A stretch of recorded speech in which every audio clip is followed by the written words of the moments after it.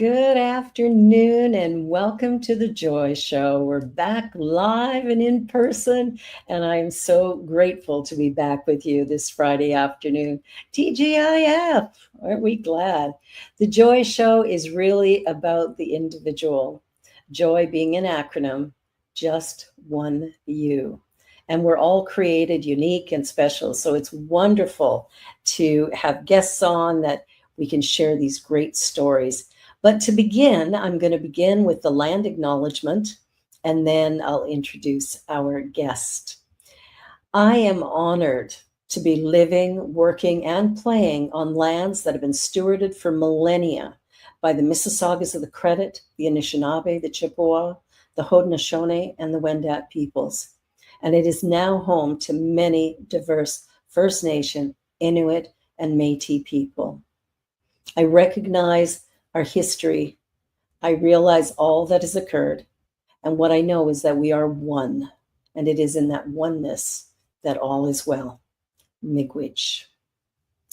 All right. Well, my guest today is Kim Belew, and she has spent 20 years writing music and giving inspirational talks and workshops.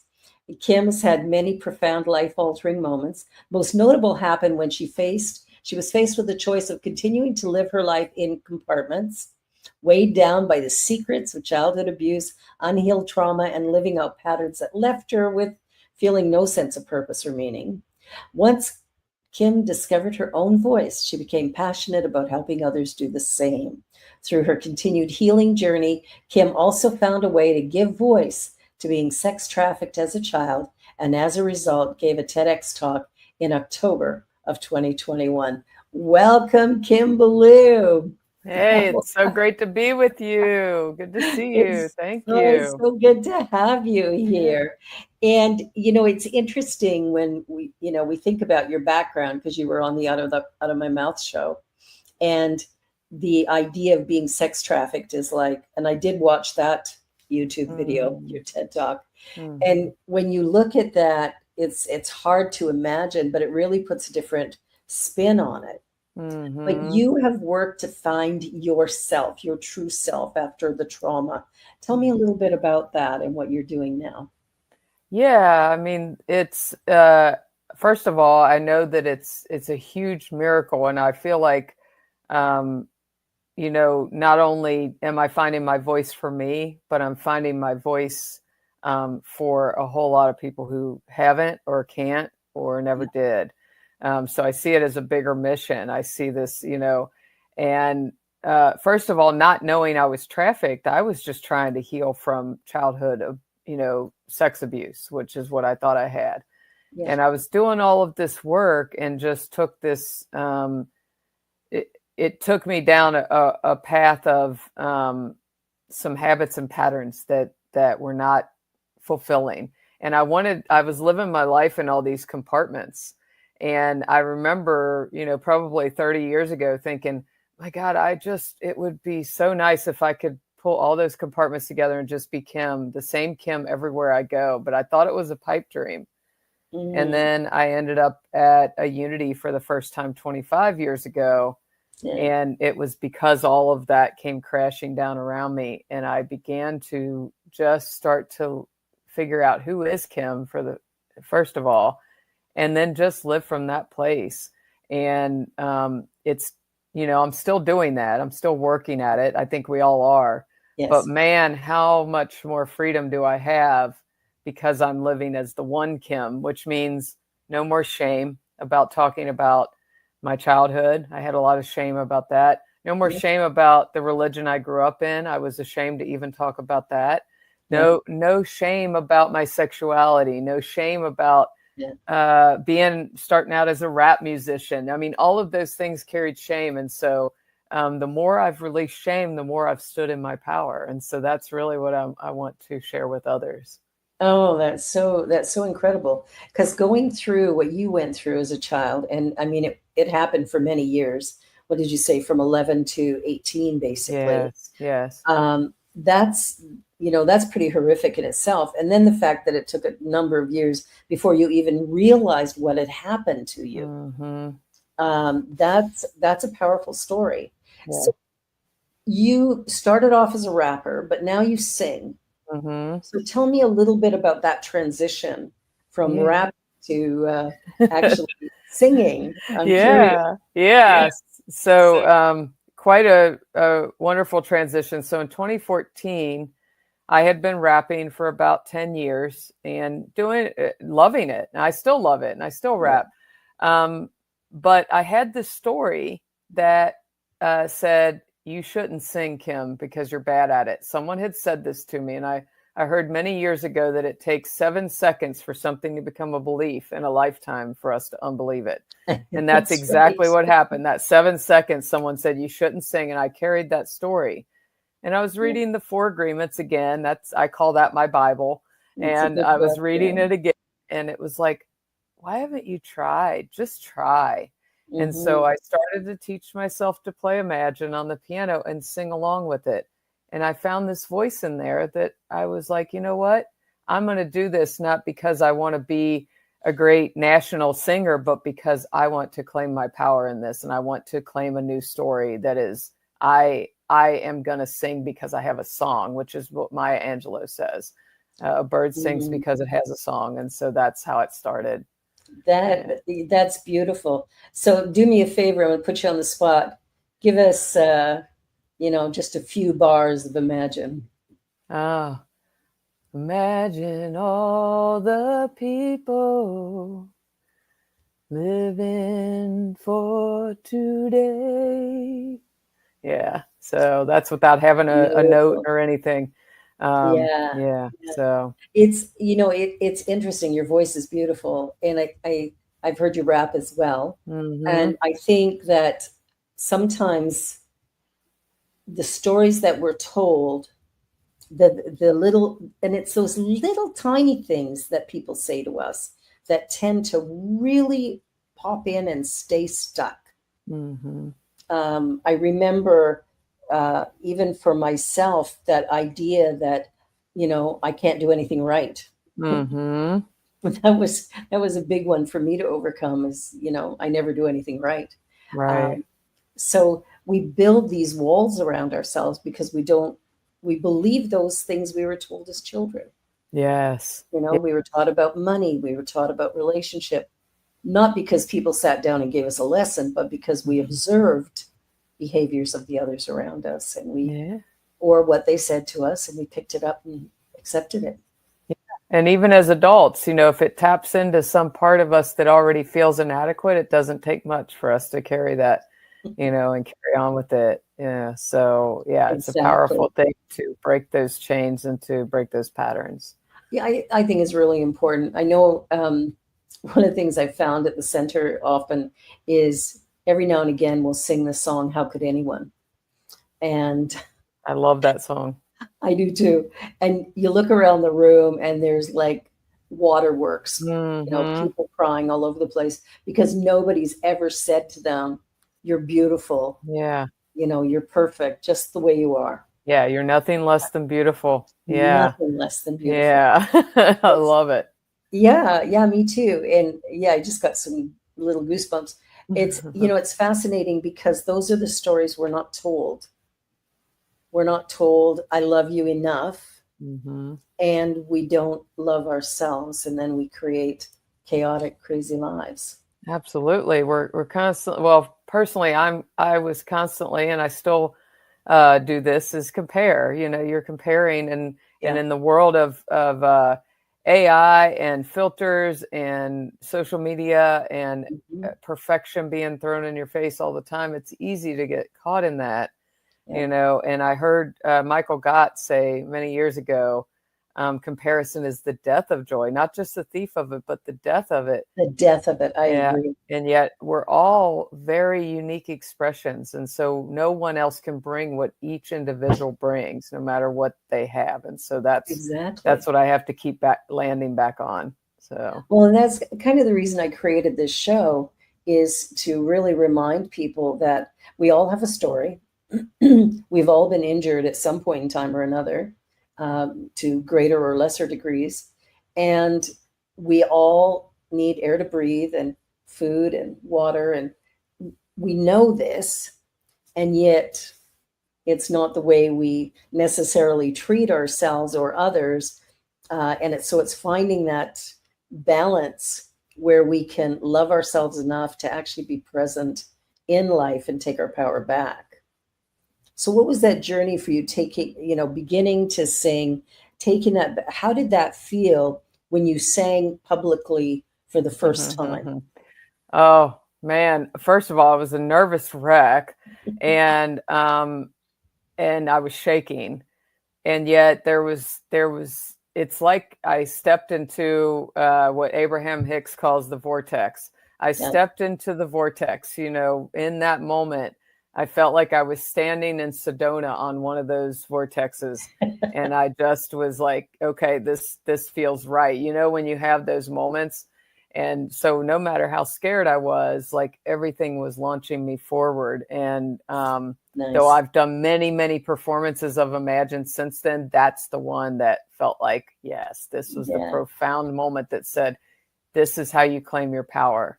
This is how you Mhm. show other people how to claim theirs too. And don't wait till you think you've got it perfected. Step out on the journey right now, and we'll just walk each other home from where we are.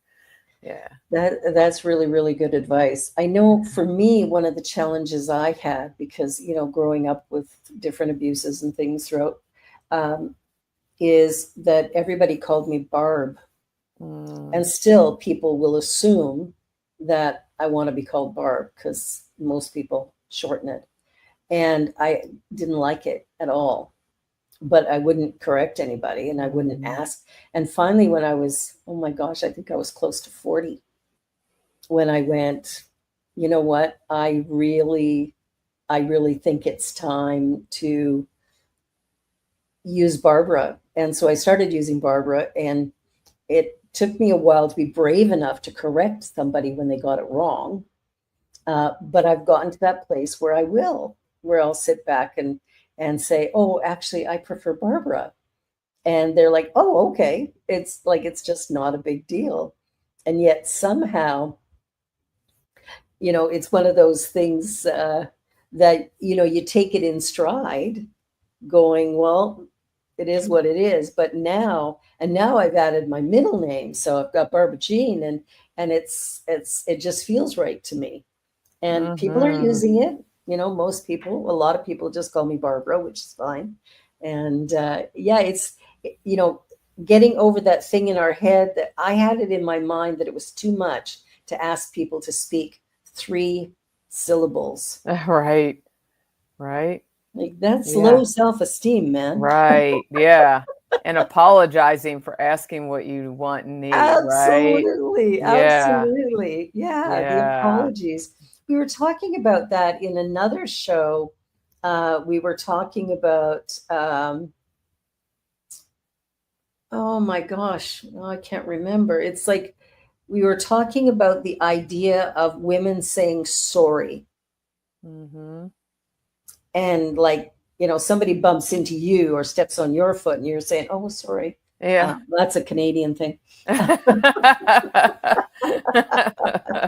Did you see what Lee wrote in the chat? Yes, "Oh, this we is love that you. Thank you for it's sharing what you my alone." music partner of mine who is an Oh, incredible musician. fabulous, Yeah, so fabulous. yeah, Yeah. so Yeah, it's so nice to have that support where you have somebody who goes, "Yeah, way to go." I think hmm telling our stories is one of the most important things we can do. Now, you were talking about starting a new project because of something you experienced. Can you share that with our audience? Because that is fabulous. I really love it. Oh, what I was sharing that I happened yesterday. Yeah. So I was part of this bus tour that travels around that's called Street Talk, and they set up chairs in different cities around the country and the world, and they just you go to be a listener and just invite people to come and share that want to be heard for whatever reason. And it was a profound experience for me of people sitting down and just wanting to share their story. And I think, I'm all about this village mentality. We've gotten kind of away from the in-person village sharing, looking at each other in the eye behind these screens. and just listening. People want their story to be heard. Brene Brown says that people Yeah. just want to be heard. And so I had, it was mostly men, which I found to be That's very fascinating. revealing, that really wanted to be heard. And so the folks in my home unity said, we want to start a chapter here. We want to do this. And so we're going to start a chapter of the street talk and listening. Wow. And we have little signs that we hold up that say, what's your story? Tell me what you want to share today. And just really, I think it can create, a lot of times we can think that there's the other, there's that person out there, and we can create what their story is. And when they sit down and they start talking to you, suddenly they're not the other anymore. They're not the So, other. Yeah, yeah. all of a sudden there's a sense of belonging. Yeah. And there's a healing that happens when somebody actually listens to you. Mm-hmm. Not just thinking about the next thing or on their cell phone, but actually listening to what you're saying, Yes. and you get to share your story. I Yes. love that. And I'm going to get you to send me some details about it, because I'd really like to do it here as well. Absolutely. I think Yes. it's so important, so It is. important right It now. is. Yes. And I've thought about wanting to do this in the neighborhood around our unity and didn't know how to start. And so this gives me a great launching place. Oh, So, that's fantastic. That's yeah. fantastic. I think, being able to share ideas and concepts is really great, but to be able to talk about, here's my story, here's how I feel about life, here's my hopes and dreams, all that kind of stuff. It's rare that anybody sits and listens to that. Mm-hmm. I mean, even in your marriages and partnerships and whatever, it's like you're busy, you're going to work, you're watching your favorite TV show, you're on the phone, emailing or texting people, and there's just a lot of activity going on. When is the time to just be? Mm-hmm. And I think that's what's kind of missing. Ever since COVID, it seems to Mm-hmm. have been really increased. Yes. And it's tough. People need what we have. They do. And I can honestly say I've had to check in with myself, because since COVID, it's, definitely harder. I have less availability to talk on the phone. Like, I'm like, oh, I'd rather text because it's faster, and more convenient. And so I've had to really look into how am I contradicting my own desire, which is, Yes. village and community, and really start to step and live inside of that a little bit more. Yeah. That's an important awareness, because as we're living in that place of really brokenness, right? It's still a little broken chipped piece. Mm-hmm. I think of Chip from the from the show. I can't remember the name of the show. Oh, Beauty and the Beast. Oh, yeah. Oh, I love Chip. Chip was great, right? A Yes, little yeah. crack out of it, but still Yeah. beautiful, perfect, lovely. Yeah. But I think sometimes when we have those little broken pieces, it tends to shut us down from really connecting. It doesn't allow us to connect. And it's like I don't know, a safety thing or whatever, where we really hold back who we truly are out of fear. Mm-hmm. And fear, like in A Course in Miracles, it says fear, false evidence appearing real. And Absolutely. yeah, and I Yeah. went, yeah, that's it. And the other Mm-hmm. side of it, because it feels the same in the body as, the ugly fear, I always say, well, how about feeling excited and ready? When Nice. there's that big opportunity, and like for you with your singing, and you had that feeling of, oh my God, can I do Mm-hmm. this? I'm all nervous and stuff. Well, that feeling is very similar to when you're in danger. Mm-hmm. It's like the same type of feeling.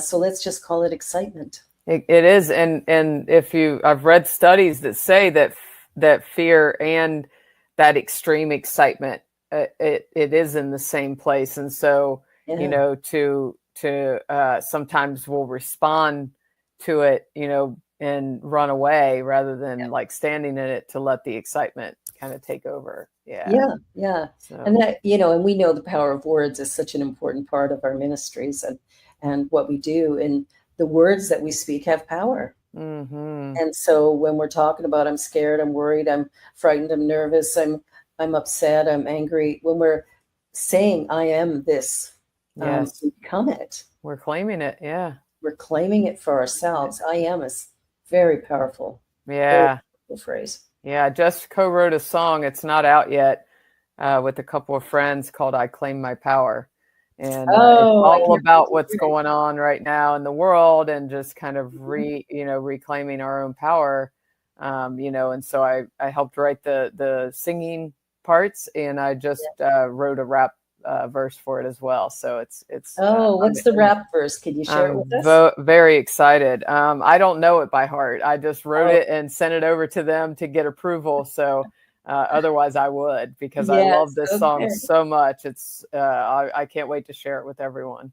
Oh, I'm so Yeah. excited. Well, do let Mhm. me know when it's out. And yeah, it's interesting because music takes us to a place that just speaking alone doesn't seem to get us there. I think Mhm. we need the combination. I think that's why churches were created the way they were, where there's singing and there's, you know, Mhm. some excitement. For me, I'd rather go to, when I think of all the various churches that are around, one of my favorite was in San Francisco, Glide. Mm. And what I love about Glide was just the whole energy and vibe in the place when Reverend Clive was the pastor there. There was like 10,000 members. Wow. And the choir was incredible. Nice. And there was a lot of people who went just for the choir. Mhm. That's why they went to church, so they could Mhm. hear that choir, and I can understand why. But you could feel that energy. People were up and singing and clapping, and it was all that black gospel. Yes. Where everybody's just right in it, and it was like, oh yes, I want more. Mhm. It feels so Yes. good. And then we go to some of our churches, which are like, Mm-mm. Nope. not mine. Yeah, they joke with me since I've become spiritual leader. I now do 7 to 8 songs in a service. So Wow, good for yeah, you. so I'm like, the music can speak just as much as my speaking does, and so I Absolutely. don't think, oh, I need to take a whole 20 minutes to talk. If a song can be put in the middle of a talk to really drive something home, and Yeah. so I really do put a lot of music in. So. And that's awesome. I remember years ago, I liked the song "How Great Thou Art," and not necessarily all the lyrics, but I really liked the song. And so what I did with it was I looked at the metaphysical interpretation, and my music director and singer, uh, what I had them do was they would sing a phrase, and then I would do the interpretation to Mm, allow people to go from the Christian background to New Thought. It was like a bridge. And so, and then she would sing the next phrase, and I would go into an explanation from our perspective of what that could mean. And it was really cool. People really liked it. And mm. there's so many things we can do to bring it up a notch. And I think music's a big part of that. Yes, I agree with that. And you're reminding me of Aaron McCabe's song "Deliver Me." Do you know that? Which is I the do know version of that the song. Lord's Prayer. Yeah. And I love that. It's the same thing. Taking Yeah. something. And I have a version of "Amazing Grace" on my last album, that Yeah. is a more modern version of "Amazing Grace." I love Amazing Grace. And I think it stood the test of time Hmm. because of the soul of it. I remember as a teenager, it was on the rock and roll station that I was listening to, CKXL in Calgary. So Wow. I can't remember who covered it, but it Hmm. actually made it onto it, one of those top 10 rock and roll stations. Yeah. Wow. And so I'm like, it's a song that the soul of it is so profound that it reaches across all borders. Mm. Name somebody who doesn't know, oh Lord my God. Hmm. It's like we Yeah. know that. And, Yeah. and it's like it's right there. It's fascinating to me that it crossed into the secular. Yeah, it's a big song, but it tells a story Hmm. of healing And I think Yes. that's why it has lasted all of these years. Yeah. Yeah. And there, I do it's not hip hop version, but it's definitely a more, I wanted to do a song that could do a crossover that shows this bridge, Yeah, how music can bridge a gap in of course. communities. And so and it actually, people love it. It takes a minute for them to get used to the cadence of it, but it's the Of same course. exact song, but it's just done a little differently. Can you give So, us a little bit of it as we go into our break?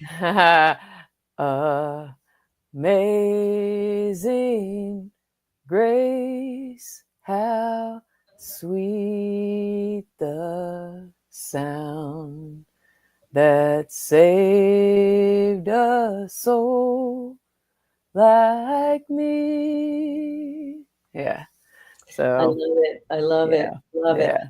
Well, we're going to take a short break. We're at our halfway point here. Yes. Do not go away. We are going to be right back. You're watching The Joy Show on the New Thought Media Network with my wonderful guest, Kim Belew, and Mm. we will be back in just a minute or two.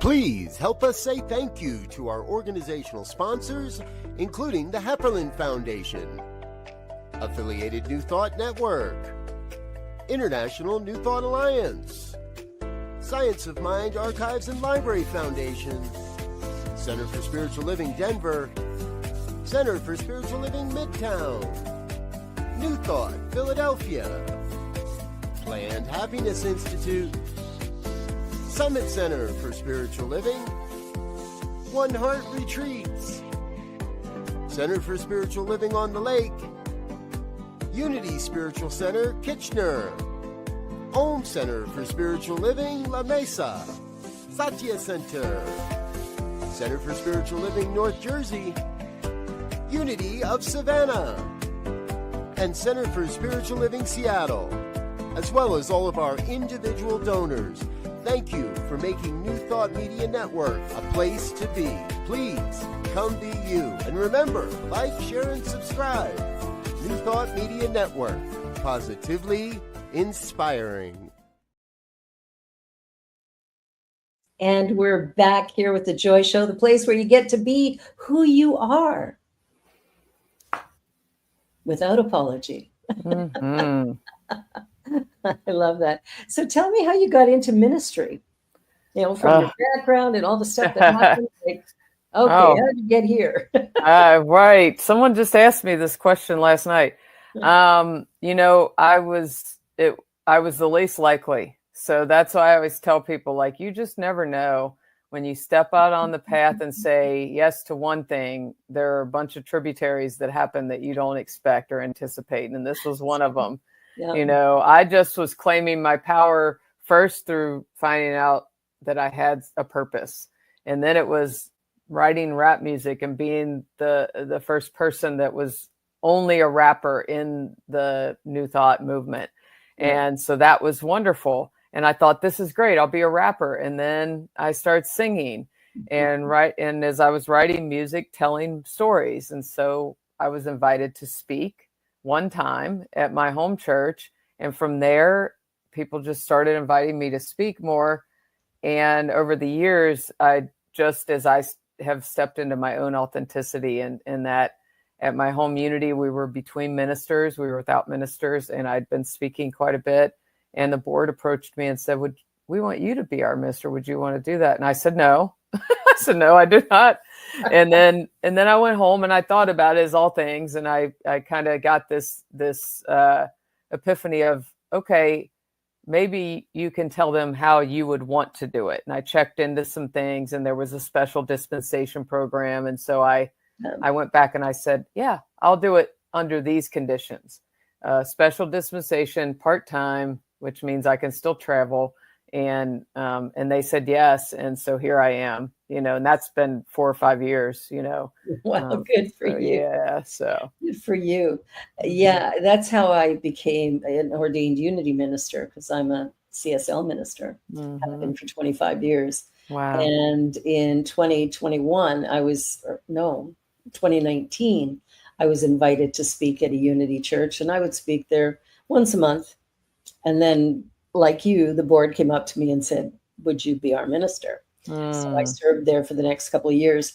And that's when I got the special dispensation, and then I got ordained. And of course, ordination was easier for me because I just had to do a couple of classes. Yeah. I already had most of the training, but it was, it's wonderful to have both. And it really makes a difference, because there are small things that are a little bit different in how we present, but the story we tell is all the same. Yes. And I speak at Centers for Spiritual Living all the time. And so, lots of alignment because of, I have beliefs that align, that are right there in that alignment with it as well. So, yeah, it's the same thing. Both of them, the Fillmores as well as Ernest Holmes, were all trained by the same people. Exactly. And, yes.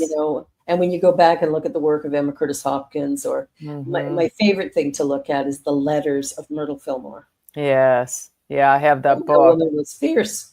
Yes. Talk about standing your power. Yes. She knew and was determined. Yeah. Yeah, she didn't apologize. Yeah. And she did it very lovingly, but she really stood in her power and made sure that if you talk to her about your problem, you got to know you no longer have one. Right. Yeah. Stop talking about it. Yeah.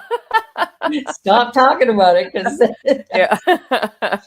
that's the thing, is because I think sometimes we tend to, dwell on our problems, and we wonder why they don't go away, because we're feeding them. Yes, absolutely. Yeah. The whole affirmations thing, and what we focus on. And, I watched The Secret many years ago, which many of us have, and listened to Abraham Hicks and done all those things. But it really was my journey with cancer back in 2021 that solidified it for me, when I did that. Yeah. So I got diagnosed with ovarian cancer, and it was a complete surprise. And so they told me I had this 4-inch mass. And so I just made a decision after 2 days of grieving and let myself be angry and really scared. I was like, nope, I'm not going to live like this. And so I told everyone around me, if you have fear, I don't want to hear it. And I started doing nothing but positive affirmations, listening to sound healing as I slept, and sending white light to my body. And I started to recognize how I had been talking to my own body for so many years. And so I just started to send light to the cancer, to everything, through every test. And I am scared of medical procedures, and I was anxious to get it done, to go into surgery. I was not scared at all.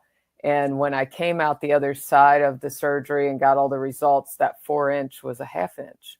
And so, and it was a stage 1, and it was just this huge miracle. And it just showed me, and what it showed me was not that it shrunk the cancer, but that it changed me, so that no matter what the outcome was, I was at peace. And so that's really the ultimate thing, is I want to be at peace with whatever's going on. Yeah, that's pretty big, because cancer, we see that big C and I don't want that because it's going to kill me, but it doesn't anymore. I mean, some Right. do, of course, Yes. but I think how you handled it is exactly how we would handle it in a new thought teaching, is that we're going to make sure. I just had spinal surgery in January, so I'm still limited in the things I can do. But what's interesting is I sat back and I thought, how are you talking to your body?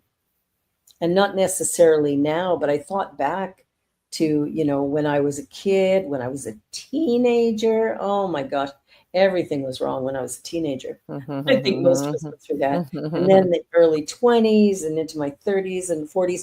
And it's like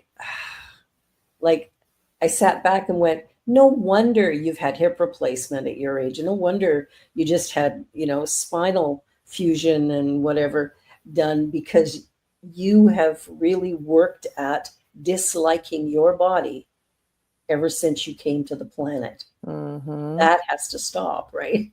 so it's like, just going to that place of I love you, I love you. Doing that havening practice. Yes. You just, love yourself. And I think that is one of the hardest things for us to do is to really love ourselves when we don't think we're enough. Yes. Yes. And I still have all the affirmations all over my house that I had posted up at that time. They're still everywhere in my kitchen, on my refrigerator. I am a child of God, therefore I do not inherit sickness. I am worthy. My cells know how to heal, and they're healing themselves now. My body is a beautiful temple, just all of these things, because everyone deals with it. But as women and aging women and women in the society, we look at our bodies and we think it's not enough. It's not good enough. It's not flat enough. It's not skinny enough. It's not big enough, whatever. And so I was a victim of all of that. And so I just was like, okay, time to change that story. Time to change that, because here's the result of that thinking. Right. My body is giving me some trouble. So I think that's a really excellent point in this teaching, is that the words that you speak to yourself are creating and building the body that you live in, this body, and then your surroundings as well. So it's such a great lesson to go into those affirmations. Yeah, I'm listening to everything I say, and my cells are listening. And so, I'm though I'm not perfect at it by any stretch, as we all slip back into those little habits, but now I don't slip for as long. And it's like, oh no, you want to come back from that, Kim. And I'm really at the place of wanting to feel at peace within this temple and see it as a temple, so. Exactly. That's how I quit smoking. I'd had a spiritual epiphany, and about 6 days later, it was like, wow, this is the temple of God.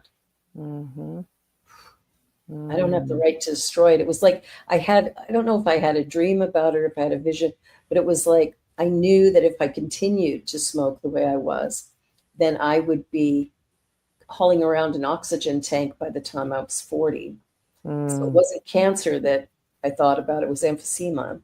And I thought, no, can't do it. And I butted that last cigarette out and looked at my friend who I was sitting with and went, well, that's the last cigarette I'm going to smoke, or at least until the next one. Yeah. Right. Yeah. And I've never smoked since. But the interesting thing is I've never had a craving either. Wow. Not an hour later, not a day later, not 5 days later, not 6 months later.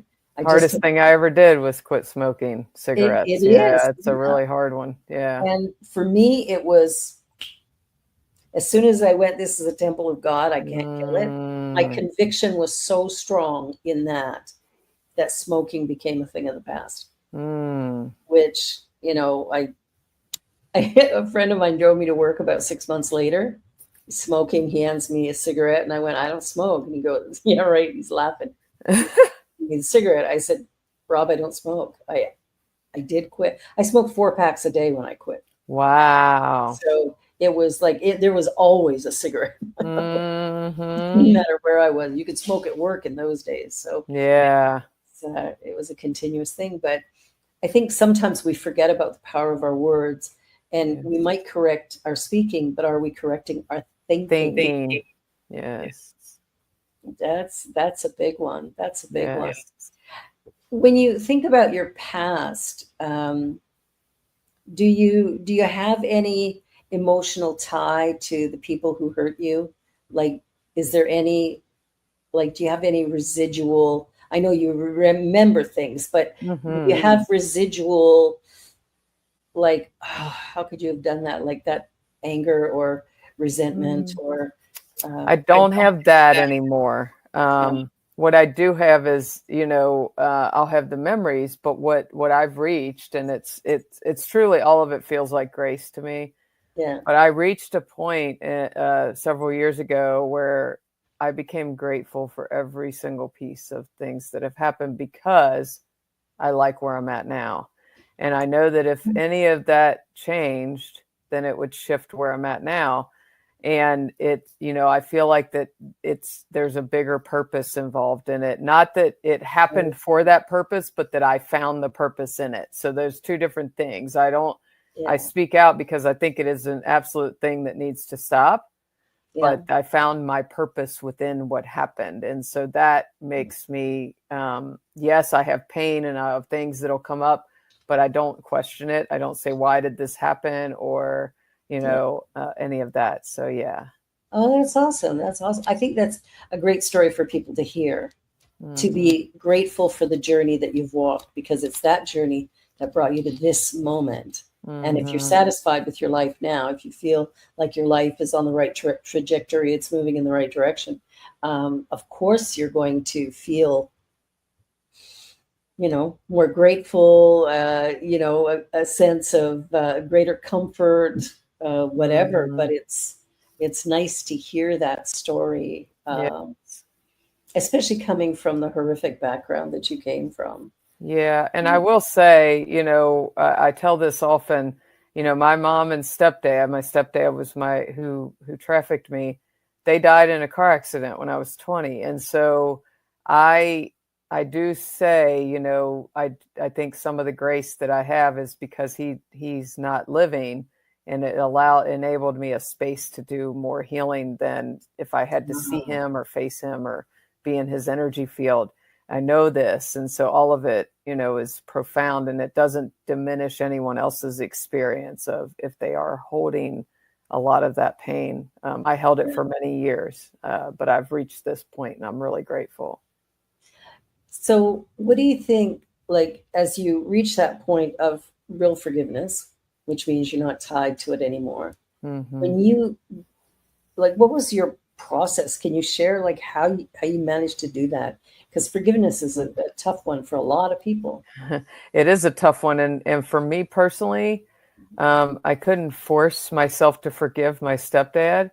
What I had to do was continue to do my own healing work and really forgive myself for the things that I had done after I was an adult.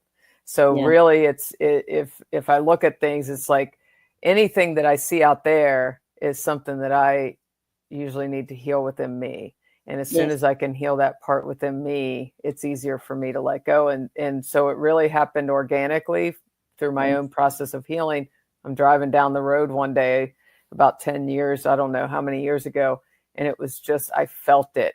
I felt a drop, this moment that it was like, oh my God, it's gone. It's gone. And and it's been gone ever since. Yes, I can talk about, I hated some of the things that happened, that he did to me, or that, how could someone think like that? But I don't feel the charge. I don't feel that charge. I don't hang in it. Those are two different things for me. So, yeah. That's important, because a lot of people hang on to, like, the anger, and they're, like, constantly in that place of, I want to get revenge. I want to hurt this person back. And there's a mistake with forgiveness, because you often hear forgive and forget.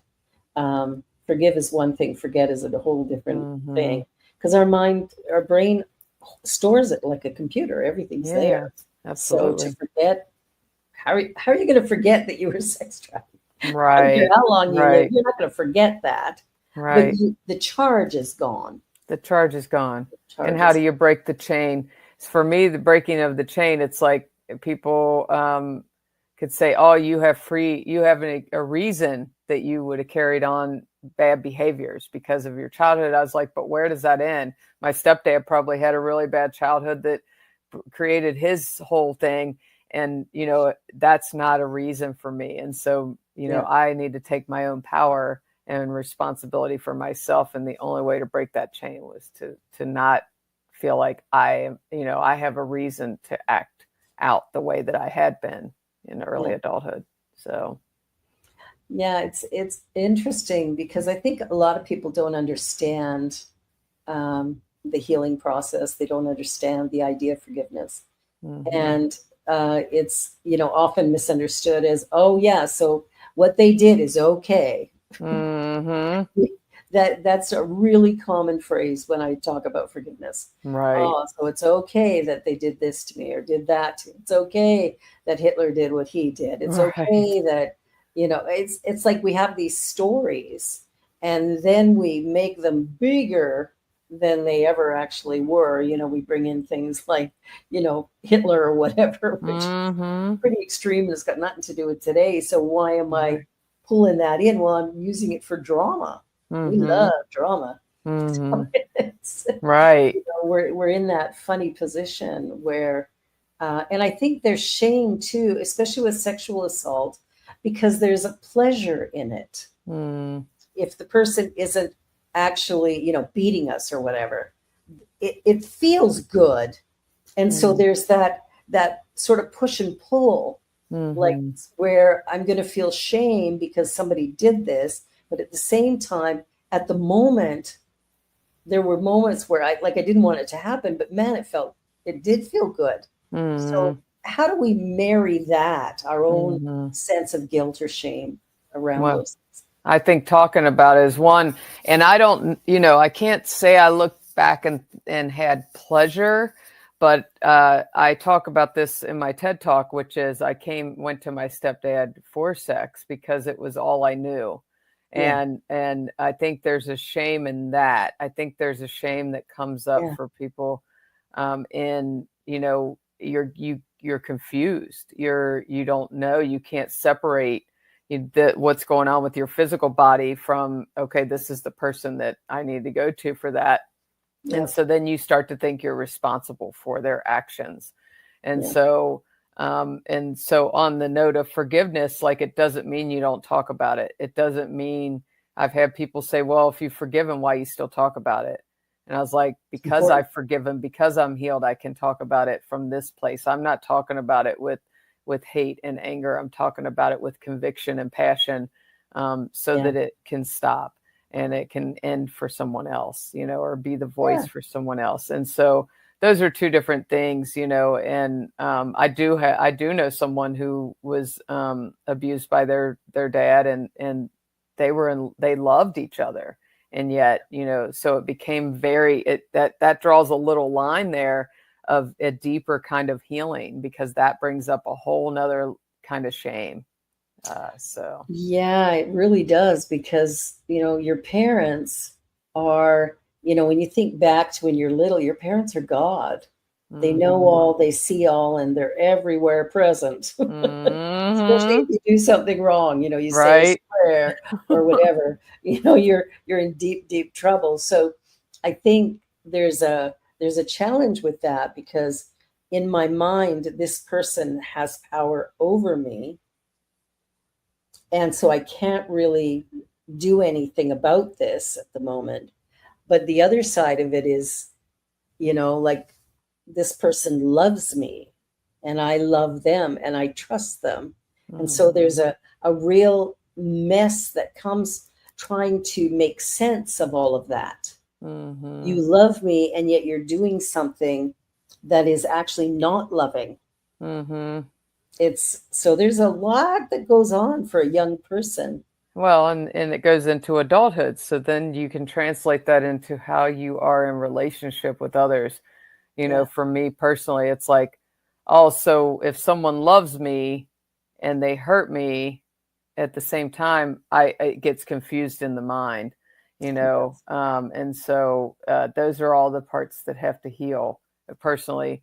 you know, in order for me to live in a more healthy way and to be able to say, hey, I'm grateful for every part of my journey that got me here. Without that, it's impossible. Exactly. And I think setting boundaries, there's boundaries that we need to be clear about.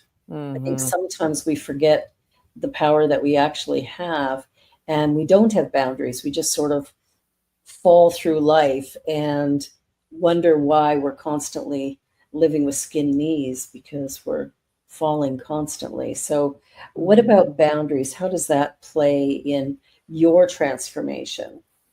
Well, healthy boundaries for me. So I went from being someone who came in, my anger entered the room before anything else, and people, like, I was so guarded. And so it wasn't about needing to set boundaries. I just never let anyone close. Yeah. And then when I finally did start to be stripped down and let my authentic, vulnerable self out, claiming my voice, it's interesting to observe where the most fear came up. And it was usually with older men that Yeah. had this very strong, you know, presence in my life. Yeah. And I would be afraid to just say, no, that's not okay. And it had nothing to do with sex. It could be anything, Yeah. any kind of thing. And so it's really just becoming a practice of learning to Mhm. say, use my voice and say what I need, and then to remove myself if I need to, Yeah. and to just continue to, because that's telling me that I am standing in my own power. Absolutely. That is healing small Kim. Every time I do that, that is telling small Kim that I am there for her, and that whatever happened, that those boundaries were crossed no longer exist.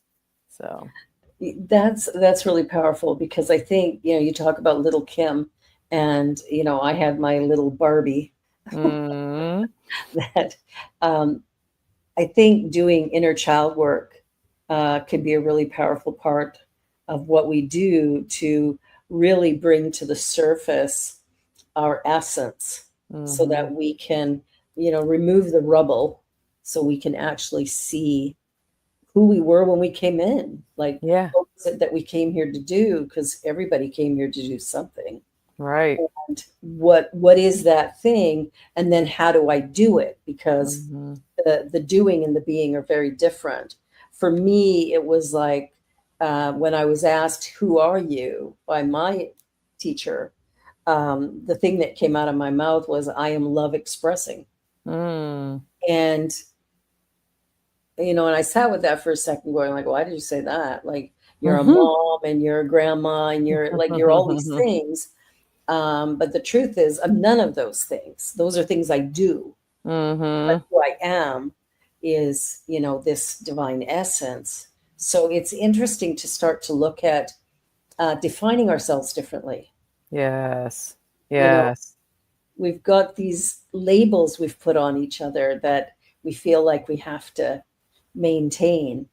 I try to Mhm. even catch myself when I'm introducing my husband. I'll go, "Oh, Mm. here's my husband, Pierre." It's like he's a possession. It's not a possession. He's a Right. human, right? Right. But I'm really trying to be conscious of, oh, and this is Pierre. And, Mm. it's like trying to use his name or my daughter or my son instead of going, oh, this is Curtis, this is Arlene, this is Gigi, this is Rye. Like, why do I feel like I have to put that label? So I've been questioning all of those things as I reframe my thinking Mm. to be more expansive. Yes. Looking at all the changes Yes. in the world today, we need to be open at the top. Yeah, who were you before the world told you who you were? And really it's, I love that. it's just if I strip down now that I am, the Kim that was before all of that, Yeah. it is merges more and more, and I allow that childlike part of me out. I mean, Disney World is on the top of my dream things to do, is this dream trip. I play with Legos. I do all of these things that I never got to do, while also realizing that all that guarding I did, all that anger that I thought made me so tough, actually this strip down is the strongest thing I've ever done. And to show up in the world as the Kim before all that was the most loving, compassionate person, and that's who I've returned to, and that return to innocence is continual, and I it's love really that. how I shine the brightest. So Yeah, I like that because I think that is exactly how we come to that place. When we say we're going to do something for ourselves and then we don't do it, we start to really distrust who we are and hmm who we are in the world, and that's definitely uh, that's not a good thing. right, yeah, absolutely, yeah. So it's been beautiful to witness myself in my own innocence reemerging and realizing that is my power. Yeah, it is for So sure. yeah. We have got about 3.5 minutes left. Time hmm has flown by. Yeah. And what is one thing that you would like people to take away from this conversation that may be of support for them? That no matter where you are, what you're feeling or experiencing in this moment, it is not wrong. It is absolutely where you need to be. And that even if it feels like it's the darkest place, even if it's the most painful place, right around the corner, there is hope, and so just keep going and know that you are supported. Find your community. If you don't have it, reach out. But I just never want anyone to feel like, well, I'm doing it wrong. You can't get it wrong. You just keep putting one foot in front of the other. You can't get it spiritually wrong. You can't get it emotionally wrong. As long as you're trying and you're aware, tap into your own heart. It knows the way. It does know the way. That Yeah. is for sure. Well, this has been awesome, Kim. I'm so grateful that you were able to come on, and hmm I'm grateful to be back doing the show Yes. live again. That's one Yes. long break. Yeah.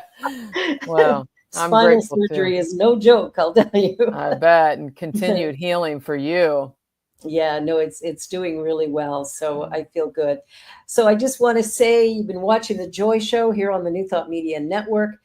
We are a charitable organization here at New Thought Media, so you can actually donate to the New Thought Media Network and support the good work that's happening here. Also, check out the rest of the programming because there's a lot of good stuff going on. And in the meantime, just remember that you were created unique and special, and there's just one you. And we've got about a minute and a half. Would you sing us out with How Could Anyone? Oh my gosh. Let me see if I can sing that. How could anyone ever tell you you were anything less than beautiful? How How could anyone ever tell you you were less than whole? How could anyone could fail to notice that your loving is is a a miracle? how deeply you're connected to my soul.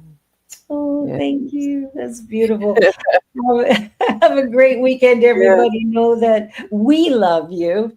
And thank you, Kim, again. Thank you, Deja, for producing. Yes. And you're watching New Thought Media Network here on Friday, and we are back every single week. So do join us again. And in the meantime, just know you were created perfect, whole, and complete. Have a Mm, great week. Be sure to like, share, and subscribe. Bye. yes. Bye. On behalf of everyone at New Thought Media Network, thank you for being a member of our virtual family. Your financial contributions help share the New Thought message with people from around the world. Please visit and contribute at www.ntmedia.org/donate. New Thought Media Network. Come be you. And please like, share, and subscribe. Until next time, peace and blessings.